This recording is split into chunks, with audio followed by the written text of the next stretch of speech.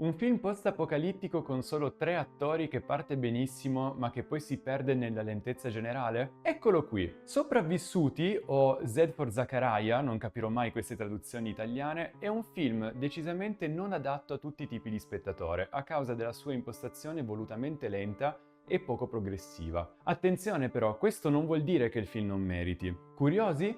Bene, allora partiamo dal principio.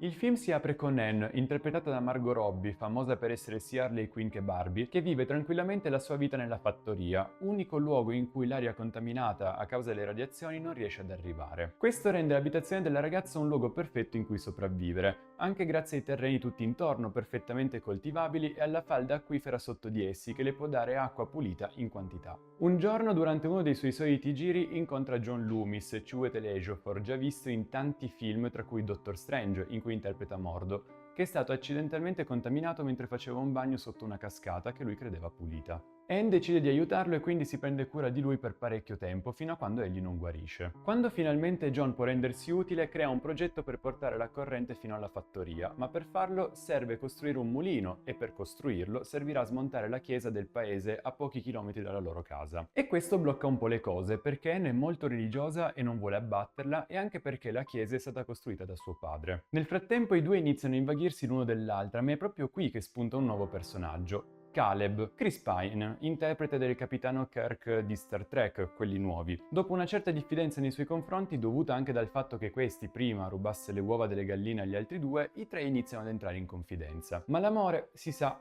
è strano e quindi le cose non possono far altro che precipitare. Per il resto lascio a voi il piacere della scoperta.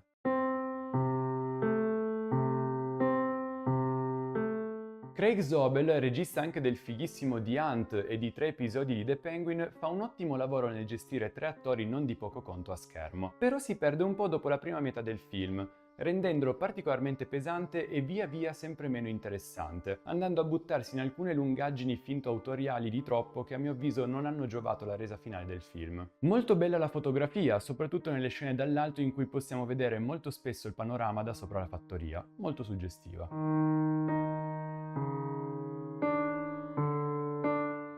Musiche, quelle di Heather McIntosh, compositrice piuttosto sconosciuta che ha lavorato a tanti film indipendenti, che si sposano molto bene con le immagini, pur non facendoti gridare al miracolo, restano veramente molto interessanti. Sonoro che va di pari passo con le musiche, quindi direi buon lavoro senza mai spiccare troppo.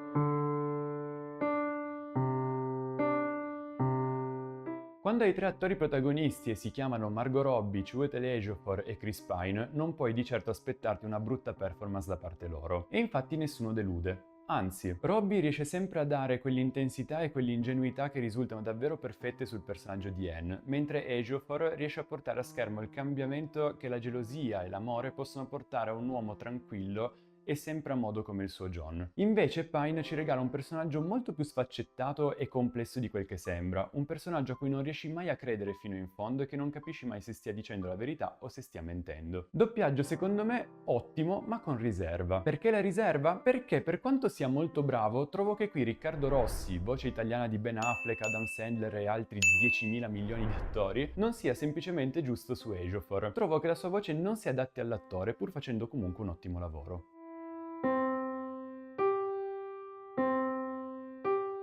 Sopravvissuti è uno di quei film che quando li finisci ti guardi con chi hai di fianco e reagisci con un enorme e sonorissimo boh. Questo perché il film parte in modo molto intrigante e, seppur lento, riesce a crearti quelle giuste domande che un film simile dovrebbe farti porre. Ci si può fidare di John? Cosa è successo al mondo? Perché lei può respirare senza tuta? E tante altre, forse anche più incalzanti di queste. Ecco, tutte domande a cui il film risponde entro la prima metà. Da qui però inizia a calare non poco e quindi ecco che entra in scena il nuovo personaggio che ti fa fare la stessa domanda che ti eri fatto su John. Però poi il film tira il freno a mano e si concentra un po' troppo sul "non sono geloso ma lo sono" del signor Loomis e sulla storiella tra Anne e Caleb, e quindi perde tantissimo in curiosità e interesse. Per me è un gran peccato perché le premesse sono ottime, così come tutta la prima metà. In ogni caso vi consiglio di vederlo così che possiate farvi un'idea vostra. Il film lo trovate in streaming attualmente su Prime Video, vi lascio il link in descrizione. E voi cosa ne pensate? Fatemi sapere la vostra nei commenti e, ovviamente, non dimenticate il like